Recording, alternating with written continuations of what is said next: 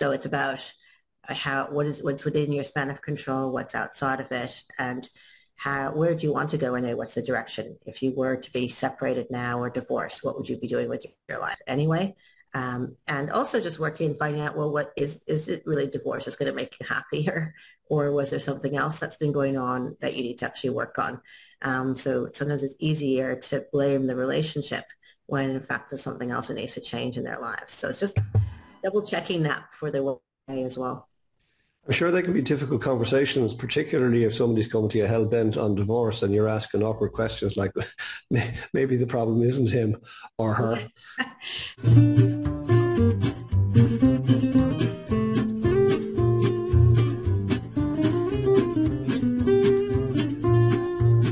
Hello there and welcome to the Coffee with Colm, and thanks indeed for joining me, and delighted to tell you that this morning we have a special guest with us, Mel Murphy. Mel and I know each other through various different channels, including the Professional Speaking Association of Ireland. So Mel, you're very welcome. Pop in, say hi, cheers us with your coffee mug. Thanks very much for having me, Colin. Nice to meet everyone. It's my nice coffee mug. I'm sure you can see that. It's beautiful. It's a coffee cup indeed. Very nice. Bone china. Oh, I saw something of the type. It's fancy anyway. It's lovely. Yeah. Lovely to have you here. Thanks indeed, Mel, for taking the time out. Listen, just yet, this season of Coffee with Colm is all about mental well-being. We're just exploring that topic loosely through chats with people over a cup of coffee. And so just let's get to know you. Mel Murphy, who, what, where are you based, where are you from, etc.? So I'm originally I'm actually born in London, but I grew up mostly in Ireland and around the world. So I moved from London to Ireland when I was 2. My mom's Irish, my dad's French. I grew up in Ireland, in Dublin, over in Dunleary, where I am now, till I was about 9. And then we moved overseas. My dad was a French diplomat, so we traveled, and we spent 6 years in Canada, 6 years in Australia. So I did high school and university in Australia, and then 6 years in San Francisco. And then my parents moved on to Kenya and then back to France, and they ended up retiring in Ireland, between Ireland and France. So yeah, I falling in love with San Francisco, be able to get a permit and stayed on there for a few more years until the big .com crash. So I was actually helping companies, go live on the NASDAQ. So I was a millionaire on paper for a while until the whole crash happened in 2000. And so I had been doing my MBA part-time while working full-time. It was a kind of 80-hour work week, so it was full on. But it was like work hard, play hard, great time. And I took over a year and I went traveling around the world. So I went to see my parents in Africa and spent some time traveling around Africa, and spent about 6 months traveling all over India. And a bit of Asia. I went back to see friends in Australia, and then decided ultimately that it was time to move back to Ireland and to find my roots. So Wow. I moved back to Ireland. It's been, 23 years or so that I've been back here, but I haven't lost the accent yet. No, you haven't. You've definitely got a mixed bag accent there with all that travel. I'm absolutely amazed, truthfully, that despite your upbringing, which you described very eloquently there, your dad was a French diplomat and traveled all over the world, and you lived all over the world, that you still had the travel bug. I'm amazed at that you didn't settle down earlier. Well, actually, I probably would have left Ireland a long time ago, but for my children, I think they kind of ground me, I did take about 6 months off and went to South America and went to Antarctica, actually, and went around South America before I decided to get married and settle down. So it's been hard to stay in one place, but I do think that ultimately it's nice for my kids to have a more settled life. Okay. But it is a big thing for me to go travel. And so I do take them traveling a lot. Earlier this year, we did a big road trip across America. So it was kind of a business trip for me as well. But we did New York. We actually, the kids walked in the New York St. Patrick's Day Parade because I was a part of the business organization of New York. So they walked in the parade and represented Ireland, and we're flag bearers, which was great. And then we flew to Vegas to meet up with some friends, one of my son's godmothers around that area. And we did the big helicopter tour of Vegas, of the Grand Canyon, and into the Sphere. And then we went to see friends in Tahoe, stayed with them. They had a beautiful place. And then back to San Francisco to see some friends. And I took them to Yosemite. A friend of mine has a lovely place, a lovely hostel outside of Yosemite. And then on to LA, where, I was doing presentations at different places anyway. So Wonderful. just take them with me. And, Wonderful. we do try to travel. I want to take them to Asia next. So just kind of explore that a little bit more. I'm telling you, that's the way to do a business trip is take the family along with you, you know. Come And here, see friends as well and see friends on well, the way. absolutely, absolutely, yeah. But I think, in fairness to you, because of your early years, you have all these friends dotted all over the world, so you're able to pick up and reconnect. And sure, that's just wonderful. And may I ask, how old are the kids now? They can't be terribly young. So just turned 14 and almost 11 now, 11 next week. So it's a nice time to travel with them. And I put a lot of my money into that because it's really important for me. And actually, it's what brings me the most joy, to tell you the truth. Apart from, some of the business things that I do, it's just seeing my kids' faces, so I took them to the North Pole about a year or so ago. And I do everything on the cheap. Find, good special deals, discounts. I just book a lot of the things myself and find ways around getting cheap deals or special discounts off hotels or stay in hostel, something. It doesn't have to be expensive Yeah, yeah. um, to get there. So Yeah, yeah. It's the isn't that what they say that the memories are what we need to be investing in, exactly. as opposed to Yeah. stuff. So Lost a few friends to cancer, unfortunately, over the last few years, and it's really made me focus a lot and enjoying the now. So I do plan for the future, got the whole pension and all that. But I was like, I just want to, my kids are only going to be with me for another 4 or 5 years or so. They already want to take off and live somewhere else and get out of the house and very independent. So I just want to sort of do things with them now. So that's important to me. Yeah. it's wonderful, wonderful. Well, I'm delighted to hear you living your values. You know, you're not just talking about them; you're living them. So thank you for that. Come here. The work you do today. What's the work you do today? So I am a divorce coach and family mediator. So I went through my own very difficult divorce about 10 years ago now. So it's been quite a while. It was not a very good marriage, to say. And things happened unexpectedly where Tulsa had to get involved. We had to leave very suddenly from the relationship. So it was quite a tumultuous time at the time. We went through a very aggravated divorce. It was very expensive. And afterwards, we regretted, not regretted it, but we felt too much money and it had been aggravated maybe beyond where it needed to be.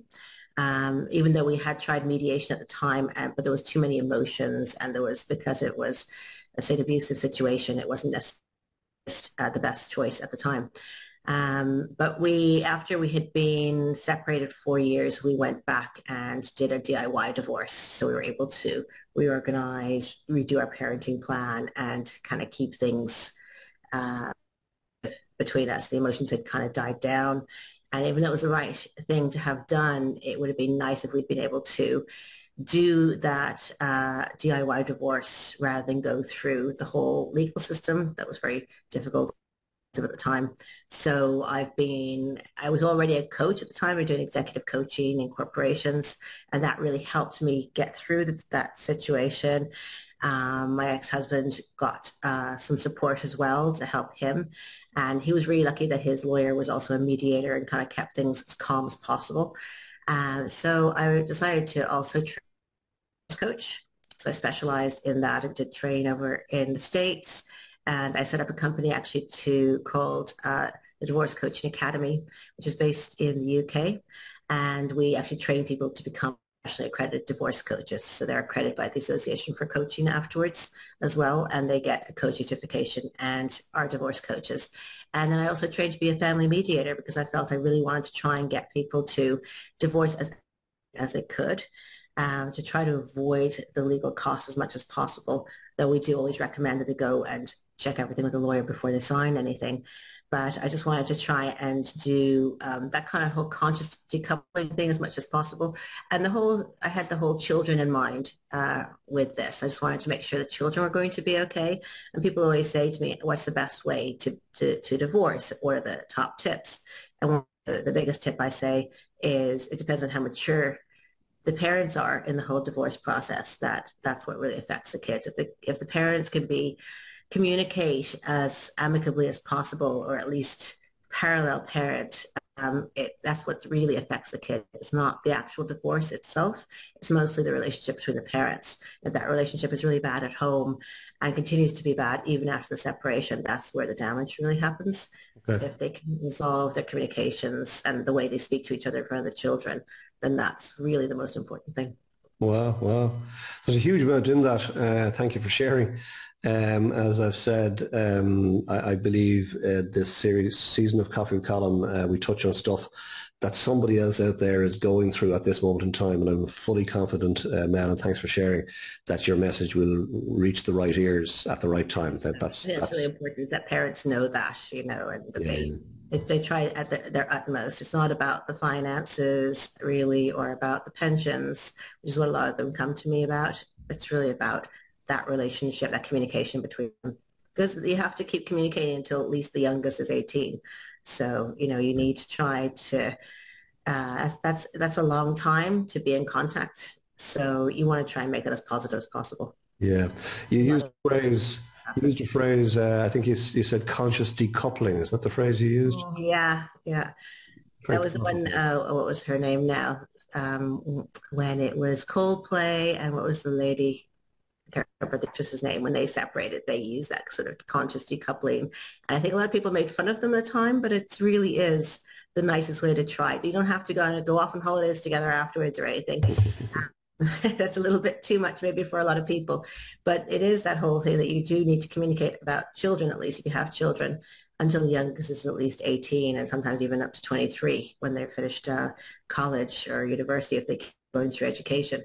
So it's a lot about healing, letting go, forgiveness, moving on, because otherwise you're holding on to all that angst and anger actually does cause, there's proof now that it does cause illness in the person that holds on to that anger, to that hate, to that resentment. And so you're only really hurting yourself and maybe your children in the process. So I work a lot on the healing and going through some of those different Well, exercises to kind of let go and move on with their lives. yeah, it's. I'm fascinated that anybody else I'm speaking to these days, we can connect the dots backwards from the work they're doing today to something that happened in their lives. And I applaud you for embracing your situation and then deciding that there could have been a better way to do it. And therefore deciding to step up and help others going through that same process. Here's a question.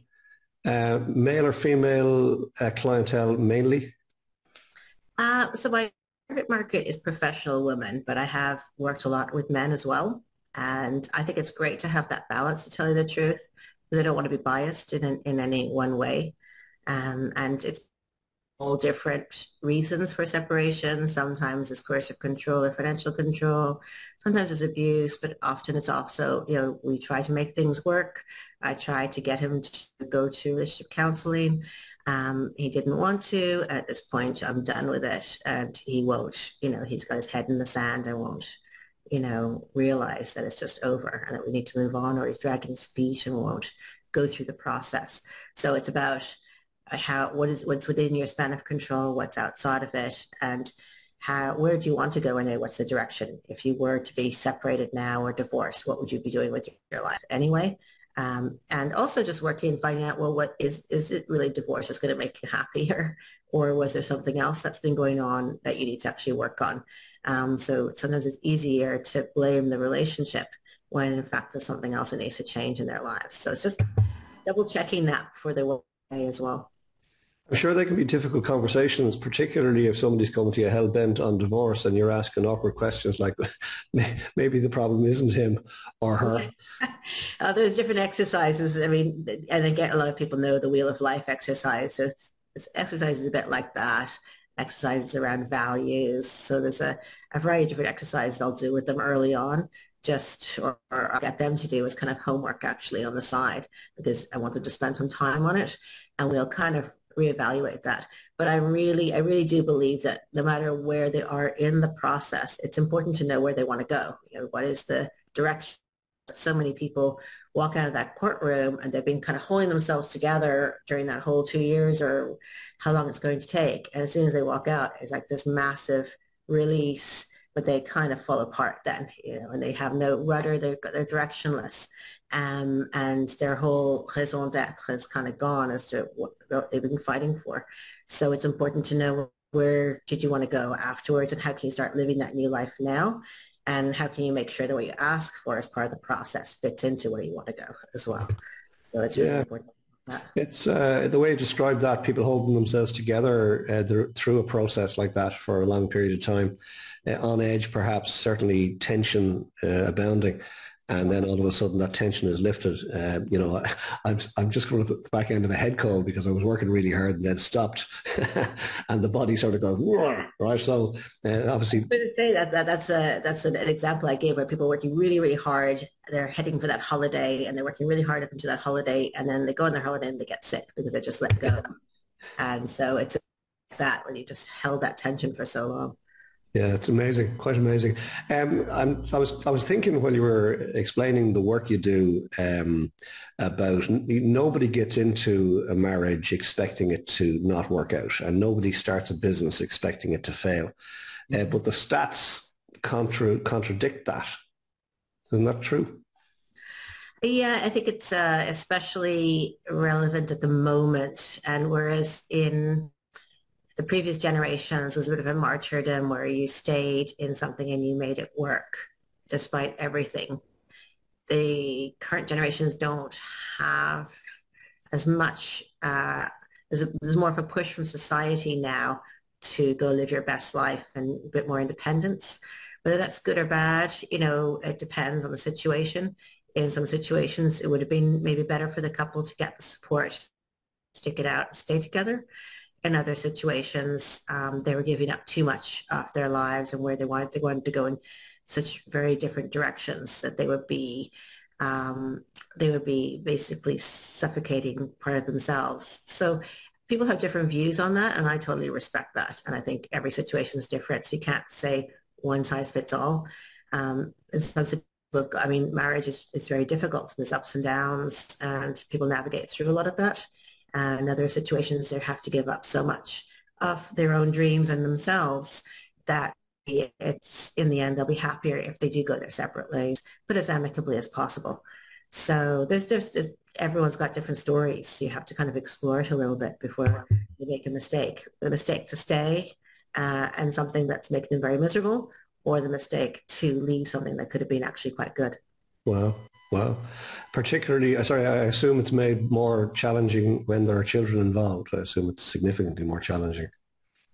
Definitely. I mean, that's a lot of people stay together because of the children, even if they haven't been happy. Sometimes, as I said, they navigate through it, you know, and then when they're older, I see a lot of what's called gray divorce as well. So couples who because of the kids. And then once the kids have flown the nest, they're just staring at each other going, okay, I don't think I want to spend another 10, 15 years or whatever amount of years I have left with this person. I now go do the things I've been putting off for so long. So there is a lot of gray divorce. And we sort of saw some of that happening during the whole COVID time where everyone had to stay home and stare at each other and they couldn't kind of, you know, be like two ships passing in the night and ignore the cracks that were there. And I had to face each other and go, okay, am I okay to accept those cracks? Can we seal those up? Can it be that, what's that pottery they have in Asia where they're happy to have the cracks, actually break it and mend it? Can you just be imperfect relationship and you know, go along with your own lives and do your own separate lives as much as possible, but be comfortable in each other's presence and have companionship, you know, even if you might live separate lives, is that going to be a or are the various quirks that the other person has something you just can't stand anymore and you need to move Okay. on? Or it's usually more than that. It's just that they're just preventing each other from living their best lives is what a lot of people believe. Did you see a spike in inquiries around divorce following COVID or during COVID? It was a huge jump. Yeah, there was. So Ireland has one of the lowest divorce rates in the world. Because I guess divorce was only legalized back in 1995, 96. Then you had to be separated 4 years before you could divorce until a few years ago when they reduced that to 2 years. So there will be maybe a lot more people separated who never divorced, so that we don't get those statistics. But I think there was about a 5% divorce rate in Ireland. It's one of the lowest in the world. And also socially, it just wasn't accepted.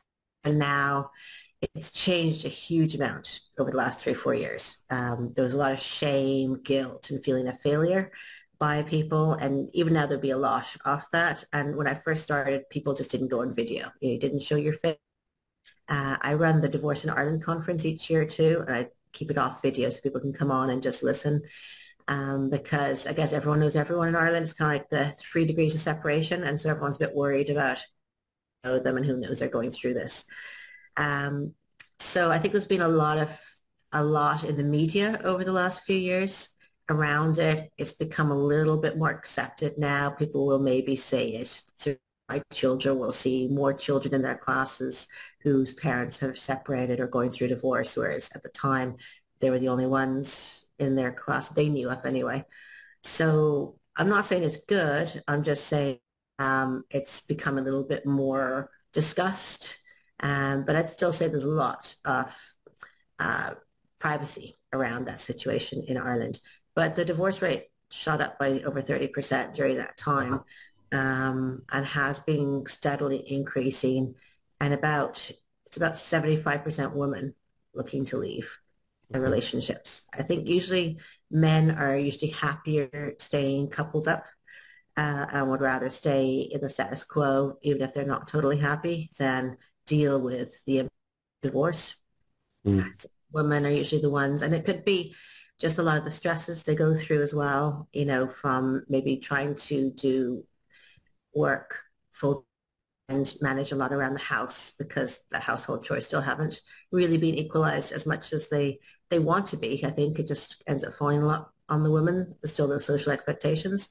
And also a lot of the time it's women going through their perimenopause stage in their life too.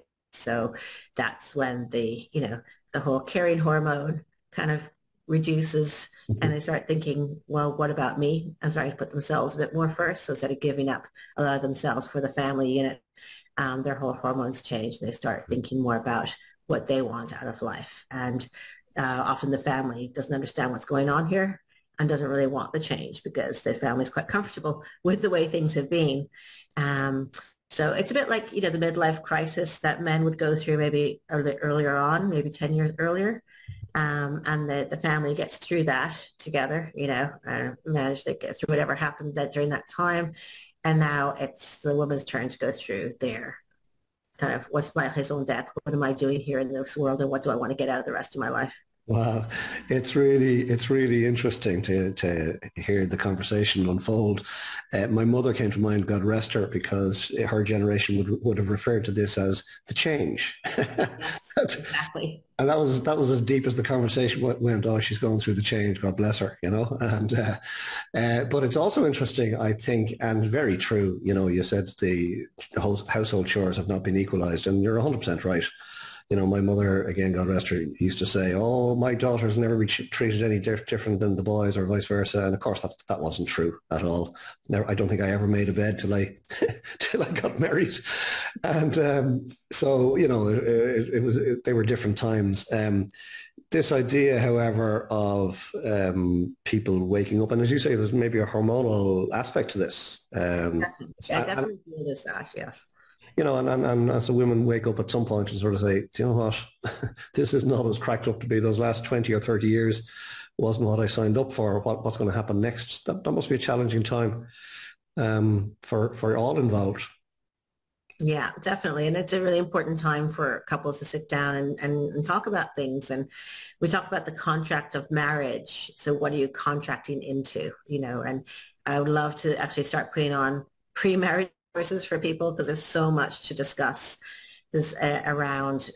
So much, even though we did a pre-marriage course, I really think they only touched on subjects like cultural backgrounds, beliefs, like even how do you celebrate festivities, be it birthdays, be it Christmas or whatever, Ramadan, whatever religious festivities you have. How did your family celebrate it in the past? And they're usually quite different. How do you plan to celebrate it as a couple? Are you going to bring together different ways and create your own way of celebrating? How are you going to manage expectations from family members and parents? There's a lot. How did parents treat each other? You know, but because even if you're not acting that way now, once you become married, there's almost like a change in what you feel your is, like be it husband, wife, and then also when you become a parent, so when you become a father, mother, you take on additional beliefs, and that you don't even realize you have those beliefs and those cultural norms. That how did your father or your mother act? What you see wife as or husband as, what you see mother or father as, and my or mother or father of my children, how are they expected to behave? And that might be very different. And so you see people just changing their personalities quite a lot during those times. And also, how do they deal with stress? So when there's financial stress, and then we saw during the COVID time, with the stress of that time as well. I had a lot of people telling me, my husband or my wife is totally different now to who I married. I don't know who this person is because they fall back into a role of survival. And whatever way they used to act at home to survive, they suddenly change into that personality, even if it wasn't someone they wanted to be. So it was really interesting to see the psychology behind all of this. And that's why I do recommend that people go see a counselor as well, because I'm not, I don't talk about the past as much. I talk about the future, but I do think there's so much in people's past that comes up during marriage, different stages of marriage. Yeah, it makes sense that it would, though. When one stops to think about it, it makes sense that it would because we default back to those formative years and what life was like for us, and the way our households were, for better or for worse. That becomes that's our in our DNA, I suppose, and quite difficult to change. Really interesting the way you described, two people coming together, perhaps from different faiths or different cultures or just different traditions and how they celebrate Christmas or Ramadan or whatever it might be. I would never have considered that. And of course, Ireland is a very different Ireland now than it was when I grew up. Back in the 60s, I was born to married parents. He worked outside the home. She worked inside the home. Although we were taught to say she didn't work at all, right? That was the belief, wrongly, right? But that was the belief. So dad worked, mom didn't work. They were white, and no wonder I'm Catholic. you know, but had I been born in Baghdad to a very different set of circumstances, the probability of me being Catholic or having the worldview I have today, that probability would be very slim. So I think a lot of it starts with just where Warren Buffett calls it the ovarian lottery, and we're dropped into a particular situation, and we got to work it out from there. So I applaud you for taking on your own lessons that you've had to learn the hard way, and then turning them into something that can be of service to people. Are you enjoying it? I do actually. I get a lot out of it. I mean, I still have my corporate job, um, but it was a way for me to sort of give back in a way. You get it's a lot of meaning in it, a lot of fulfillment from doing it. So it's a lot about how making sure I still have time to do both and raise my kids. So that's been a little bit of a trajectory to play with. I like doing the corporate job. I did go out, was made redundant last year, and I decided to go full time into this. But I really realized I just don't like not having a regular salary coming in. And in the world of coaching, I think anyone who's a coach there's ups and downs in coaching. So you get loads of people, then maybe it'll taper off for a while and you get loads more people. And I found that a little bit difficult to adjust, especially being a single parent with two kids, and I was the main income earner. So I've gone back corporate as well. But and I did do I used to go into corporates and I used to do employee support programs for employees and managers as well. So for managers whose employees might be going through difficult changes in their lives, just divorce, but could be bereavement because of loss of close family members or friends or other big changes, like even the perimenopause or other things going on in their lives that are affecting their work productivity. How do you manage that? how long to expect it to go on for, what can you do for the employee, and how will the employee bounce back afterwards. So there was a lot of that. And then for employees, supporting them through those process, looking at what they had at the company. So I'd work also with HR and their policies to see what do they have to support the employees and how can we bet they benefit from it? How do they communicate that out to them so that they maximize that? So there's supporting the employees through the process in the company. And they're always thinking about productivity and, making a profit. So you're trying to balance things out for everyone. Wow, a lot in that, a lot in that. How may I ask, or is it fair to ask, how your own children are viewing the world at this moment in time because they're seeing their mom working really hard to keep to keep them clothed and fed and in school, etc. Yeah, it's funny because I had a good corporate job. I was kind of in the leadership team and everything at until last year where my whole team was made redundant. But my daughter used to always go on about, the fact that I was like a divorce coach and a family mediator, and she was really proud that I was doing that. And I was on TV and in newspapers and radio, and she was just really proud. So it really did, help to influence her.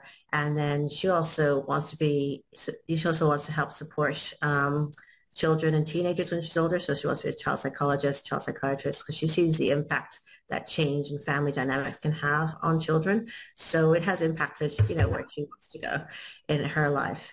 Certainly, I'd say she matured quite early, dealing with it. She's only 4, and my son was only 1 when we went through it, and that was easier at that age than it can be when they're teenagers. But it did impact her despite us, staying very positive as parents. But the fact that she's in contact with both parents, I think, is really important as well. It's important for the kids to have a good relationship with their father as well as their mother as much as possible, especially also when they become teenagers and they're exploring relationships themselves. So understanding what it's like with the parents and how they had their relationship and seeing that the parents are as amicable as possible. I do think that that's really important for the children. Wow. Fascinating to hear her talking about child psychology as a result of her experience. And again, it's the same thing as we can connect the dots backwards. We can never connect the dots forwards, unfortunately. Otherwise, we'd know when you'd win the lotto, Mel, and you'd be able to Yeah. do this full time. And I Uh, don't know if it was because of her experience, but I would think that it would probably be that because I think at the time, the main thing for her was the fact that she was the only person that she knew whose parents were going through it. And she felt, why am I different, okay. to everyone else? Okay. I think that would have been a big question. But I think also seeing, like, she just started second year secondary now, seeing so many people going through various things that teenagers are going through at the moment. And she would always be the person that people go to get support from. She's always been um, an old soul, I guess, very wise, 14 going on 24 really. And people would always come to her with their problems anyway. So it was teaching her how to support herself when she's helping other people going through different things as a teenager. So I think Well, that was important. she's blessed to have you as a role model, I think, Mel. Oh, thank you. That's very Yeah, nice. I think that's very obvious. Come here. I said earlier that I'm confident that this episode will find the ears that it needs to hear. That's not up to us. That's the universe's job. Our job is just to have the chat. And thank you for doing that and for being open and honest. If this resonates with somebody, any aspect of this, what would you recommend they do? Can they reach you somewhere? They can reach out to me on email, mel@melmurphyinternational.com. They can check out my website if they want to see something there. And, just reach out to me if they have any questions about how to Yeah, have an amicable marriage if they can. If they're about to get married, and they want to discuss what's the best way to put together a good contract for their marriage and what to go through before they get married. Or if they're looking to try and separate amicably. And even if they're going through a very difficult separation, how can they survive that? I love it. I love it. Well, thanks for popping in this morning and having the chat and having the cuppa. Stay there. I'm going to give you the last word, if I may. Just let me wrap this up, if I may. Well, folks, there you have it. Coffee with Colm with Mel Murphy. That was fascinating, and lovely to have Mel here. Thanks indeed, Mel, for being here. Folks, please consider what's been shared here today and apply it into your thinking for this next week, and then come back next week and share another coffee together, and we'll meet another fascinating guest. In the meantime, get some good coffee for sure, get some fresh air and R&R. If you spend too much time alone, please go meet some people. And conversely, if you spend too much time with other people, please take some time out, get to know yourself a little, take some time alone. And then when the time is right, and only when the time is right, get your head back in the game, get organised for the week ahead, get stuck in, make next week count, and we'll see you here this time next week for another Coffee with Colm. In the meantime, last word to Mel Murphy. Sláinte. Sláinte. Thanks very much, Colm. Take care.